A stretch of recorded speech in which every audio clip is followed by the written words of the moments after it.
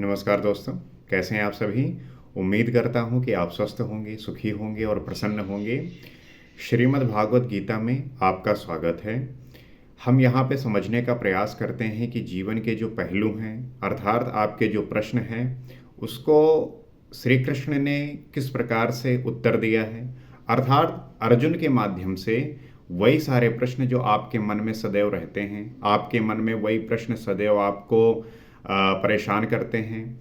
उन प्रश्नों का उत्तर पाने के लिए आप विभिन्न तरीके के प्रयोजन करते हैं, लेकिन उसके बावजूद भी उसका उत्तर जो है जनरली मिलता नहीं है। लेकिन अगर आपको इस संसार में जीना है और आज के समाज में, जो आज का समाज जिस तरीके से परिवर्तित हो रहा है, इतने फास्ट तरीके से, इतने तेजी से कि लोग जो है ठहर नहीं पा रहे हैं, तो उस जीवन को जीने के लिए आपके लिए आवश्यक होगा कि उस चीज़ के लिए आप बहुत ध्यानपूर्वक काम करें। अगर उसमें आपने कहीं पे भी भिन्नता की, अगर आपने कहीं पे भी उसमें उसको मिस किया कि कैसे हमें जीना है, कैसे आपका बिहेवियर होना चाहिए, कैसे जो है आपका वाणी होनी चाहिए, कैसे शब्द होने चाहिए, कैसे जो है रहन सहन होना चाहिए, कैसे पहनावा होना चाहिए, इन सब बातों को ध्यान में रखते हुए जीवन को यथार्थ और सार्थक बना सकते हैं। तो हर एक विषय को लेके, हर एक पहलू को लेके, हर एक उस बात को लेके जहाँ पे कहीं ना कहीं आप फंसते हैं और परेशान हो जाते हैं इस बेचैनी से कि इससे मैं निजात कैसे पाऊंगा, इससे जो है मैं छुटकारा कैसे पाऊंगा। अक्सर लोग कुछ चीज़ों को लेके काफ़ी परेशान हो जाते हैं कि मैं इस पॉइंट ऑफ व्यू से कैसे निकलूंगा, उस स्टेज से कैसे पार पाऊंगा। लेकिन समय जो होता है वो इंसान के स्थिति को बदलता है और समय के साथ साथ जो है चीज़ें स्वतः ही ठीक और बेकार होती चली जाती हैं। अगर आपका जो कर्म है वो ठीक होगा, अच्छा होगा, उसके प्रति आप अवेयर रहेंगे तो चीज़ें बेहतर होंगी। अगर उसके लिए अवेयर नहीं रहेंगे तो कहीं ना कहीं चीज़ें जो है ख़राब होना स्टार्ट हो जाती हैं। तो श्रीमद् भागवत गीता उन्हीं तरह जो आपके वो प्रश्न हैं जो आपसे सदैव पूछते हैं, आपसे ये प्रश्न, आपका मन सदैव इस बात को लेके हैरान रहता है कि जो ये प्रश्न हैं, अगर हमें इनके बारे में पता नहीं होगा तो हम कैसे चीज़ों को समझेंगे। तो उसी प्रकार अर्जुन भी जो है कई सारे बातों से भ्रमित है, कई सारे बातों को नहीं जानता। उसे लगता था कि जो श्री कृष्ण है वो भी हम जैसे लोगों के तरह ही हैं और इस संसार में ऐसा ही होता है। जब तक व्यक्ति को कोई वैलिडेशन नहीं मिल जाता, कोई एक तरीके से कह लीजिए सानिध्य नहीं मिल जाता, सिद्धि नहीं मिल जाती, तब तक लोग उसे रिकॉग्नाइज नहीं करते। लेकिन जिस दिन वो अपने आप को प्रूफ करता है, उस दिन लोगों का जो नज़रिया है, उनका जो सोच है उसके प्रति, वो बदल जाता है। तो अर्जुन प्रश्न कर रहे हैं और श्री कृष्ण जो है उसके उत्तर दे रहे हैं। तो आइए समझने का प्रयास करते हैं कि अर्जुन जो है उसके मन में कैसे प्रश्न हैं और उनको हम किस तरीके से जान सकते हैं। अर्जुन उवाच, परम ब्रह्म परम धाम पवित्रम परम भवान पुरुषम शाश्वतम दिव्यम आदिदेवम अजम विभुम अहुस्त्वास्त्वमृषया सर्वे देवर्षिर नारद स्तदा अस्तो देवलो व्यासा स्वयं चैव प्रवेशी में। ये दशम अध्याय का 12वां और 13वां श्लोक है। उसमें अर्जुन जो है पूछ रहा है भगवान श्री कृष्ण से, कह रहा है आप परम ब्रह्म परम धाम तथा परम पवित्र हैं, क्योंकि आपको सभी ऋषिगण सनातन दिव्य पुरुष देवों का भी आदिदेव अजन्मा और सर्वव्यापी कहते हैं। अब अर्जुन जो है श्री कृष्ण से कह रहा है कि आप तो जो है परम ब्रह्म हैं, आप परम धाम हैं और परम पवित्र हैं। हर एक व्यक्ति को इस स्थिति में पहुंचने का प्रयास करना चाहिए। कौन सी स्थिति? परम ब्रह्म की। वो कैसे मिलेगी? साधना के द्वारा। ये ऐसी स्थिति है जहाँ पे शाश्वत आनंद बहता है, जहाँ पे कहीं पे भी ना कोई बेचैनी है, ना परेशानी है, ना दुख है, ना संताप है। उसके बाद परम धाम, वो धाम जहाँ पे सारे जो काम हैं शुद्ध हैं, इतने अच्छे हैं कि आप जो है सदैव उस सजाती प्रवृत्तियों के संगत में ही रहेंगे। परम पवित्र, वो पवित्रता जिसके लिए व्यक्ति एक ऐसे स्थान को ढूंढता है, ऐसी जगह को ढूंढता है जहाँ पे उसका जो मन है वो बहुत स्वच्छंद हो जाता है, मन खिल जाता है। क्योंकि आपको सभी ऋषिगण, सनातन, दिव्य पुरुष, अब जो ऋषिगण हैं वो सनातन हैं। वो सनातन क्यों हैं? क्योंकि उनका जो थॉट प्रोसेस है, उन्हें पता है कि हमें जो है कामनाओं से, इच्छाओं से ग्रसित नहीं होना। तो वो ऋषिगण जो सनातन हैं, दिव्य जो पुरुष हैं, अर्थात जिन्होंने दिव्यता प्राप्त कर ली है, उन्होंने अपने आप को इस तरीके से साध लिया है कि जो कामनाओं से ग्रसित व्यक्ति के अंदर की जो शक्ति है वो क्षीण होती है, उस शक्ति को जो है वो अचीव कर लिया है। उस शक्ति से जो है वो अपने आप को असाधारण बना लिया है। देवों को भी आदि देव, अर्थात वो जो देवों को भी आदि देव हैं, अर्थात उनका जो है प्रारंभ कब हुआ, कैसे हुआ, इन सब का जो रहस्य है, अजन्मा और सर्वव्यापी है, जिसके जन्म का कोई व्यापक अर्थ नहीं है, जो जन्मता नहीं है और जो सर्वव्यापी है। तो परम पुरुष, परम धाम का ही पर्याय दिव्य पुरुष है। जो परम पुरुष हैं, जो परम धाम, यही जो पर्याय है वही दिव्य पुरुष है। तो अजन्मा आदि शब्द ये सब एक जैसे हैं, क्योंकि वहाँ पे वही स्थिति प्राप्त होती है कि व्यक्ति जो है सनातन आनंद को प्राप्त हो जाता है। वहाँ पे उसके सारे दुख, सारे बेचैनी, संताप, ये सब नष्ट हो जाते हैं। संसार के प्रति जो मोह था वो सब नष्ट हो जाता है और व्यक्ति जो है परम धाम, परम पुरुष और दिव्य पुरुष को प्राप्त होता है। देवर्षि नारद, असित, देवल, व्यास, स्वयं आप भी मुझ में वही कहते हैं। तो ऐसे बहुत सारे ऋषिगण हुए हैं जो उस स्थिति को प्राप्त हुए। देवर्षि नारद, असित, देवल, व्यास तथा स्वयं आप भी मुझसे वही कहते हैं। तो वो उसी स्थिति को प्राप्त होकर वो बात उनके द्वारा कहे जाते हैं। अर्थात पहले भूतकालीन महर्षि कहते हैं, अब वर्तमान में जिनकी संगत उपलब्ध है, नारद, देवल, असित और व्यास का नाम लिया है, जो अर्जुन के समकालीन थे। सत्पुरुषों की संगत अर्जुन को प्राप्त थी, आप भी वही कहते हैं। तो जब आपके अंदर अच्छे गुण उत्पन्न होते हैं तब आप जो है स्वतः ही, जो ऐसे व्यक्ति होते हैं जिनके अंदर अवगुण होते हैं, जो आपके लक्ष्य के बीच में बाधा बनते हैं, वो स्वतः ही छूट जाते हैं। और फिर आप उन व्यक्तियों के तलाश में होते हैं, उन व्यक्तियों के सानिध्य में होते हुए चलते हैं, जहाँ पर आपका जो सत्संग है, आपका जो संगत है वो बदल जाता है और आप जो है सदैव अच्छे लोगों के बीच में रहने लग जाते हैं। और जब आप अच्छे लोगों के बीच में रहेंगे तो आपके अंदर वैसे गुण भी उत्पन्न होंगे। अब एक नौकरी वाला है, आप उसके साथ बैठिए तो वो अक्सर जो है बातें करेगा कि महंगाई बहुत है, चीज़ें जो है अट नहीं रही है, मुझे इसका भी किस्त देना है, मुझे इसका भी किस्त देना है। एक तरीके से वो रोना रोता रहता है। लेकिन जब आप कोई काम स्टार्ट करते हैं, बिजनेस स्टार्ट करते हैं, तो वो इन्वेस्टमेंट की बात करेगा, वो ग्रोथ की बात करेगा, वो अपॉर्चुनिटीज़ की बात करेगा, कैसे अपने पर्सनालिटी को इन्हेंस कर सकते हैं उसकी बात करेगा। कहने का मतलब ये है कि आपकी जो संगत है वही जो है आपको डिसाइड करती है कि आपके गुण कैसे होंगे।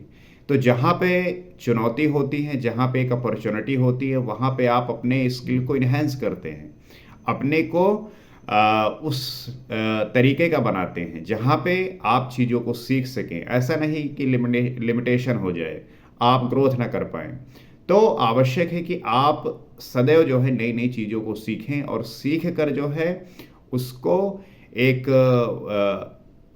जिसको भी आप मदद कर सकें उसे हेल्प करने का प्रयास करिए। क्योंकि जहाँ पे स्वार्थपन आ जाएगा वहाँ पे आप फिर ग्रोथ नहीं कर पाएंगे। स्वार्थ होने का मतलब ही होता है कि आप जो है कहीं ना कहीं फायदा ढूंढ रहे हैं, आप अपना जो है लाभ ढूंढ रहे हैं। और इसमें जो आपकी पर्सनालिटी है कौन सी, जिससे आप परम शांति को प्राप्त हो जाएं, परम धाम को प्राप्त हो जाएं, दिव्य पुरुष हो जाएं। आप देखिए जो लोग समाज की सेवा करते हैं उनका जब हृदय स्वच्छ होता है, पवित्र होता है, तो लोग उन्हें भगवान की तरह पूजते हैं। क्यों? क्योंकि अब जो उनका भाव है वो लोगों की सेवा के लिए हो गया है। तो इसी प्रकार आपके अंदर भी ऐसी कोई गुण है तो उसको जो है लोगों के बीच में बांटिए, तभी जो है आप लोगों को सुख दे सकते हैं, प्रसन्नता प्रदान कर सकते हैं। तो सर्वमेत धृतम मन्ये यन्माम वदस केशव नाहि ते भगवन व्यक्तिम विदुर्देवा न दानवा। अर्जुन कहते हैं, हे केशव, जो कुछ भी आप मेरे लिए कह रहे हैं वो सब मैं सत्य मानता हूँ। आपके व्यक्तित्व को ना देवता ना दानव ही जानते हैं। अब अर्जुन को यह बात एहसास हो गया कि जो भी बात श्री कृष्ण कह रहे हैं वो बिल्कुल सही कह रहे हैं। तो वो यही कह रहे हैं कि जो आप कह रहे हैं वो सब सत्य कह रहे हैं और वो मैं मानता भी हूँ। और आपके व्यक्तित्व को ना तो कोई देवता जान सकता है और ना ही कोई दानव ही जान सकता है। तो स्वयं एवात्मात्मानं वेत्थ त्वं पुरुष उत्तम भूत भावन भूतेश देव देव जगतपते। हे भूतों को उत्पन्न करने वाले, हे भूतों के ईश्वर, हे देव देव, हे जगत के स्वामी, हे पुरुषों में उत्तम, अर्जुन कह रहे हैं स्वयं आप ही अपने को जानते हैं, अथवा जिसकी आत्मा में जागृत होकर आप जना देते हैं वही जानता है। अक्सर जो है लोग प्रश्न करेंगे कि ईश्वर जो है कौन है जो ईश्वर को जानता है। तो सामान्यतः ईश्वर को कोई जान ही नहीं सकता। कौन जानता है? एक तो वो स्वयं खुद ही अपने आप को जानते हैं, दूसरा वो जिसने आत्मा को जागृत करके आपको जाना है सिर्फ वही जान सकता है। यहाँ साधारण व्यक्ति सोचते हैं कि मैं ईश्वर को जानता हूँ, मैं बताता हूँ ईश्वर कहाँ रहता है, क्या करता है, इस तरीके की बातें करते हैं, बड़ी मूर्खतापूर्ण बातें करते हैं। लेकिन ईश्वर को वही बता सकता है जिसकी आत्मा जागृत हुई और वो जो है उसमें ईश्वर में विलीन हो गया, वही जो है जान सकता है। क्यों? क्योंकि अब ईश्वर उसमें है और वो जो है ईश्वर में है, और वो एक जैसे हो गए हैं, सदृश हो गए हैं। ये भी आपके द्वारा आपका जानना हुआ। ये भी जो है आप ही करते हैं, आपके द्वारा ही ये घटित होता है। वक्तुम हस्य शेषेण दिव्या ह्यात्म विभूतया याभिर्विभूतिभिर्लोका निमाश्यत्वम व्याप्य तिष्ठसि। वो कहते हैं आप ही अपने उन दिव्य विभूतियों को संपूर्ण रूप से लेश मात्र भी शेष न रहकर कहने में सक्षम हैं, जिन विभूतियों द्वारा आप इन सब लोगों को व्याप्त करके स्थित हैं। यहाँ पे अर्जुन कुछ बातें बताने का प्रयास कर रहे हैं। वो कह रहे हैं कि आपके अंदर जो दिव्य विभूतियां हैं, जो संपूर्ण रूप से लेश मात्र भी शेष न रखकर कहने में सक्षम हैं, वो दिव्य विभूतियां जो व्यक्ति एक आनंद का अनुभव कर रहे हैं। जैसे किसी के प्रजन से कभी कभी होता नहीं, आपको बड़ा आनंद आता है, और किसी के प्रजन से आपको दुख होता है कि ये क्यों ही आ गया। तो जिन विभूतियों द्वारा आप उन सब लोगों को व्याप्त करके स्थित करते हैं, अर्थात आपके अंदर वो शक्ति, आपके अंदर वो दिव्यता, आपके अंदर वो जो भाव है कि लोगों को लेके उन्हें किस तरीके से चीज़ें समझानी है, बतानी है, प्रकट करनी है, ताकि वो किसी भी भ्रम में न रहें। कथम विद्यामहम योगिस्त्वाम सदा परिचिन्तयन् केषु केषु च भावेषु चिंत्यो अशि भगवन मया। 10वें अध्याय का 17वां श्लोक है। इसमें कहते हैं अर्जुन कह रहे हैं कि हे योगिन, श्री कृष्ण एक योगी थे, तो मैं किस प्रकार निरंतर चिंतन करता हुआ आपको जानूं, और हे भगवान मैं किन किन भावों द्वारा आपका स्मरण करूं। अर्जुन पूछ रहा है श्री कृष्ण से कि मैं किस प्रकार जो है निरंतर चिंतन आपका करूं जिससे मैं आपको जान सकूं। ये हर एक व्यक्ति का प्रश्न रहता है, और हर एक व्यक्ति करता भी है। उसे लगता है कि ईश्वर का नाम लेते रहने से बार बार राम राम राम राम, श्री कृष्ण राधा कृष्ण कहने पे आपको जो है ईश्वर की प्राप्त होगी।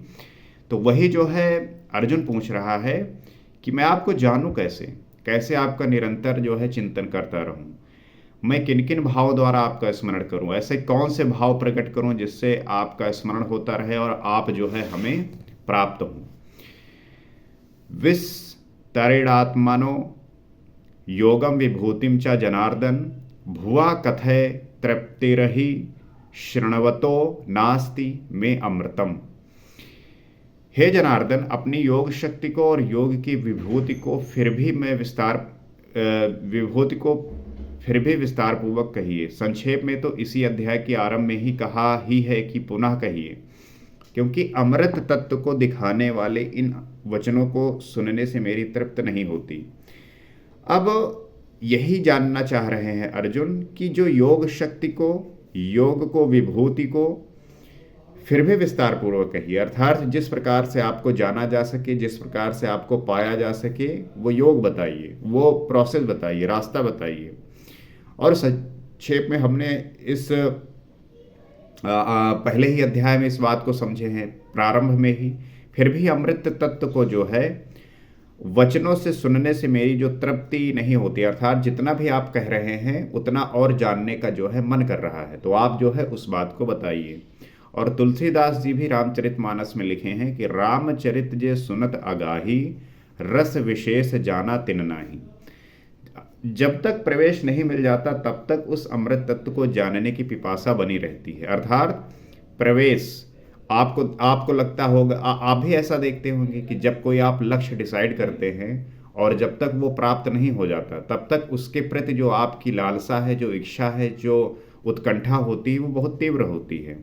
उसी प्रकार जब तक आप अमृत तत्व को नहीं जान लेते तब तक वो पिपासा बनी रहती है। अर्थात आप जब संपूर्ण हो जाते हैं, जब आपकी सारी इच्छाएं शांत हो जाती हैं, तब आप संतुष्ट होते हैं, नहीं तो उसके लिए आपके अंदर की जो बेचैनी है वो सदैव बनी रहती है। उसी प्रकार अर्जुन की भी ईश्वर को जानने के प्रति जो अब उत्कंठा हुई है कि सब कुछ जान लेना है, वही पूछ रहे हैं। तो प्रवेश से पूर्व रास्ते में ही ये सोचकर कोई बैठ गया कि बहुत जान लिया, तो उसने नहीं जाना। बहुत ऐसे लोग होते हैं जो कुछ जान लेते हैं तो उन्हें लगता है मैंने बहुत जान लिया, लेकिन उन्हें ये नहीं पता कि अभी उन्होंने कुछ भी नहीं जाना। क्योंकि ये जानने को इतना है कि जितना आप जानते रहोगे उतना ही आपको इसमें उसी में डूबते रहोगे, उसी में प्राप्त करते रहोगे, और वही आपका आनंद बन जाता है। सिद्ध है कि उसका मार्ग अवरुद्ध होना चाहता है। बहुत ऐसे व्यक्ति होते हैं जिन्हें लगता है मुझे बहुत पता चल गया, अब मुझे जानने की आवश्यकता नहीं है। इसका मतलब है कि अब उनके मार्ग में जो है अवरोध उत्पन्न हो गया है, उससे निकलने की आवश्यकता है, उस अहंकार से निकलने की आवश्यकता है।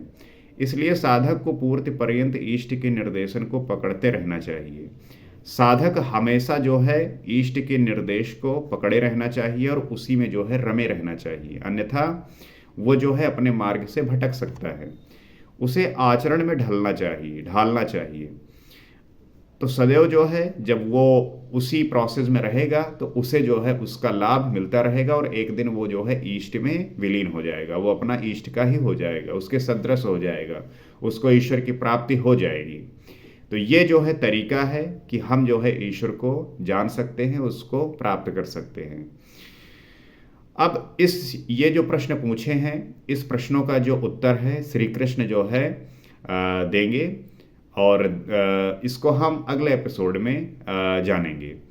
तो उम्मीद करते हैं कि ये बात आपको समझ में आई होंगी, और समझते हुए इन चीज़ों को आप एनालिसिस करेंगे, इसको ध्यानपूर्वक सोचेंगे, और जब आप नित्य इसको ध्यानपूर्वक इस पे अध्ययन करेंगे, इस पे चिंतन करेंगे, तो इसका लाभ आपको अवश्य मिलेगा। और अगर आपको थोड़ा भी इससे लाभ मिल रहा है तो आप जो है इस चैनल से जुड़ सकते हैं, ताकि हम इसी तरीके से इन बातों को अध्ययन करते हुए अपने जीवन को एक वो वैल्यू दे सकें, वो उत्कृष्टता दे सकें, जिससे हम अपने जीवन को, अपने परिवार, राष्ट्र, देश और इस दुनिया को जो है एक उस अवस्था में लेके जाए जहाँ पे हर कोई प्रसन्न रहे, आनंदित रहे। इसी उम्मीद के साथ अगले एपिसोड में आपसे फिर मुलाकात होगी। नमस्कार।